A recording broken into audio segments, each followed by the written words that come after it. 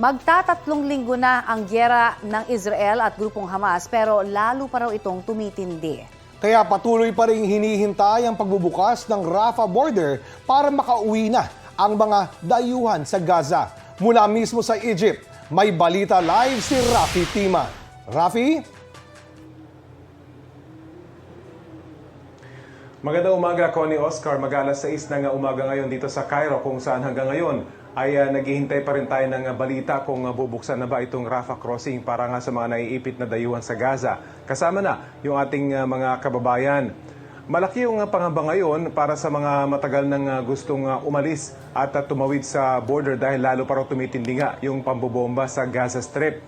Ayon sa Gaza Health Ministry na pinatatakbo ng grupong Hamas na siya ngayong target ng Israeli Defense Force, mahigit 700 daw ang namatay kahapon, karamihan daw mga bata at mga kababaihan.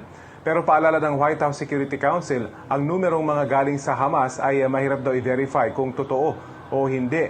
Ayon mismo sa Israeli Defense Force o IDF, 4 na raang airstrikes ang kanilang pinakawalan itong nakarang araw kung saan ilang Hamas commanders at mga tauhan nila ang namatay umano habang naghahandang magpakawala ng rocket patungong Israel.